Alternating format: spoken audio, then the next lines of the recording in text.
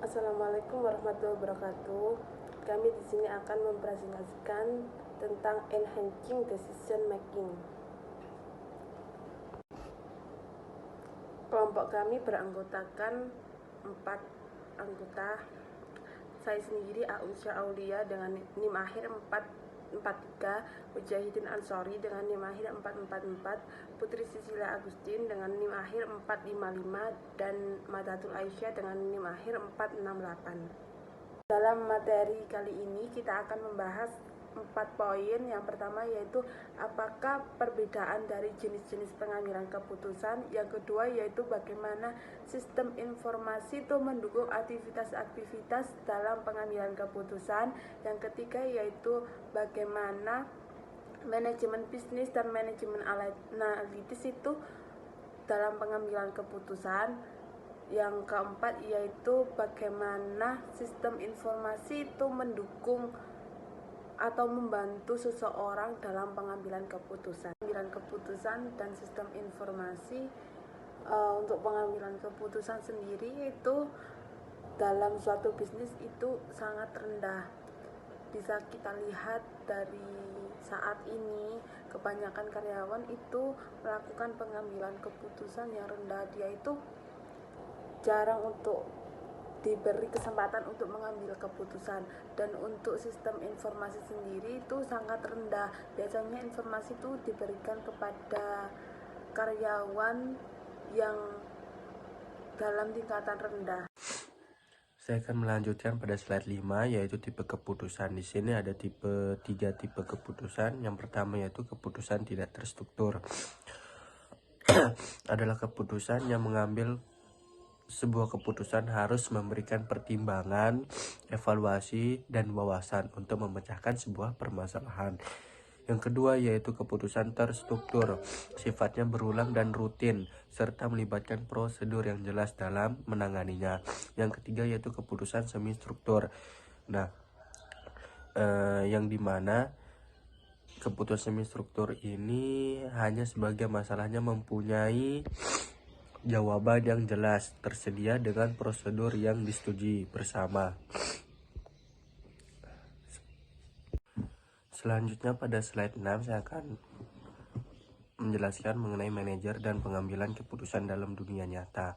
Di sini ada 3 peran. Yang pertama peran manajer. Nah, di sini para manajer memainkan peran penting dalam organisasi. Tanggung jawab mereka adalah mengambil keputusan, membuat laporan, hingga menghadiri rapat dan mengurus sebuah organisasi.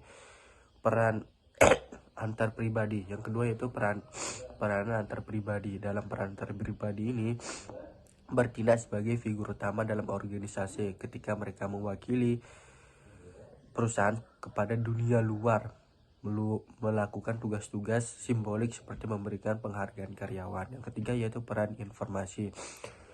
Dalam peran informasi ini, manajer bertindak sebagai pusat saraf dari organisasi, menerima informasi terkini yang paling konkret dan mendistribusikan kembali kepada mereka yang memerlukannya.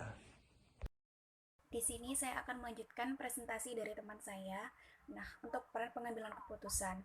Manajer mengambil keputusan. Dalam peran pengambil keputusan atau decisional role, mereka bertindak sebagai wirausahawan dalam mengusulkan jenis-jenis aktivitas baru, menangani gangguan-gangguan yang muncul dalam organisasi, mengalokasikan sumber daya kepada para staf yang membutuhkan, dan menegosiasikan konflik dan menjadi penengah antara kelompok-kelompok yang bertikai. Selanjutnya yaitu pengambilan keputusan dalam dunia nyata.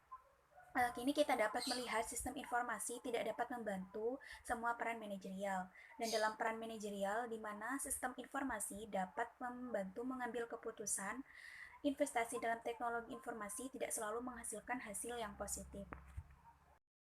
Selanjutnya yaitu sistem untuk mengambil keputusan. Nah, di sini ada 4 poin. Yang pertama, sistem informasi manajemen memberikan laporan rutin dan rangkuman dari data transaksi kepada manajer menengah dan manajer operasional untuk memberikan jawaban atas masalah keputusan yang terstruktur dan semi struktur. Yang kedua, Sistem pendukung keputusan atau DSS menyediakan model analitis atau perangkat analisis data berukuran besar kepada manajer menengah yang menghadapi keputusan semi terstruktur. Lalu yang ketiga, sistem pendukung eksekutif adalah sistem yang memberikan informasi dari luar berita, analisis saham, dan tren industri, dan rangkuman tingkat tinggi tentang kinerja perusahaan kepada manajer senior yang harus mengambil keputusan yang kebanyakan bersifat tidak terstruktur. Yang keempat, yaitu sistem pendukung keputusan kelompok atau Group Decision Support System atau GDS, adalah sistem khusus yang memberikan sekumpulan lingkungan elektronik di mana manajer dan tim dapat mengambil keputusan secara kolektif dan merancang solusi untuk masalah tidak terstruktur dan masalah semi terstruktur. Selanjutnya saya akan menjelaskan proses pengambilan keputusan. Mengambil suatu keputusan merupakan suatu proses yang melibatkan banyak langkah.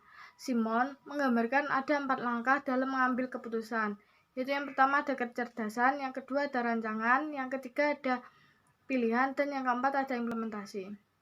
Intelijen terdiri atas menemukan, mengidentifikasikan, dan memahami masalah yang terjadi pada organisasi. Yang kedua ada rancangan, melibatkan identifikasi dan pencarian berbagai solusi masalah tersebut.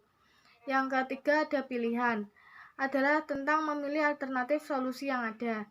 Yang keempat ada implementasi. Implementasi adalah tempat membuat alternatif yang dipilih dapat bekerja dan tetap mengawasi seberapa baik kerja solusi tersebut. Nah, selanjutnya saya akan menjelaskan apa itu intelijen bisnis. Bisnis intelijen adalah istilah yang digunakan oleh vendor perangkat keras dan perangkat lunak serta konsultan teknologi informasi yang menggambarkan infrastruktur, pergudangan, pengintegrasian, pelaporan, dan analisis data yang berasal dari lingkungan bisnis tersebut, termasuk data besar. Analisis bisnis atau BA juga merupakan istilah yang ditentukan oleh vendor yang lebih berfokus pada alat dan teknik untuk menganalisis dan memahami data. Selanjutnya yaitu lingkungan intelijen bisnis. Lingkungan intelijen bisnis menyoroti jenis perangkat keras, perangkat lunak, dan kemampuan manajemen yang ditawarkan oleh vendor besar dan yang dikembangkan oleh perusahaan dari waktu ke waktu. Ada 6 elemen dalam lingkungan intelijen bisnis ini, yaitu yang pertama ada data dari lingkungan bisnis. Bisnis harus berurusan dengan data yang terstruktur dan tidak terstruktur dari berbagai sumber. Nah, termasuk data besar. Data perlu diintegrasikan dan diorganisir sehingga dapat dianalisis dan digunakan oleh manusia dalam pembuatan keputusan. Yang kedua ada infrastruktur intelijen bisnis. Landasan yang mendasari intelijen bisnis adalah sistem database yang kuat dan menangkap semua data yang relevan untuk mengoperasikan bisnis. Yang ketiga ini ada perangkat analisis bisnis. Perangkat lunak digunakan untuk menganalisis data dan menghasilkan laporan, menjawab pertanyaan yang diajukan oleh manajer, dan melacak kemampuan bisnis menggunakan indikator kinerja utama. Yang keempat ada penggunaan dan metode manajerial. Perangkat keras dan perangkat lunak intelijen bisnis hanya secerdas manusia yang menggunakan manajer memaksa urutan analisis data menggunakan berbagai metode manajerial yang menentukan tujuan bisnis strategis dan menentukan bagaimana kemajuan yang akan diukur. Yang selanjutnya ada yang kelima ini ada platform penyampaian. Hasil dari intelijen bisnis dan analisis disampaikan kepada manajer dan karyawan dalam berbagai cara, tergantung apa yang perlu mereka ketahui dan untuk apa melakukan pekerjaan mereka. Yang terakhir ini ada antarmuka pengguna. Para pembisnis seringkali belajar lebih cepat dari representasi visual data daripada dari laporan kering dengan kolom dan baris informasi. Sekian presentasi dari kelompok kami. Apabila ada salah kata, kami mohon maaf. Wassalamualaikum warahmatullahi wabarakatuh.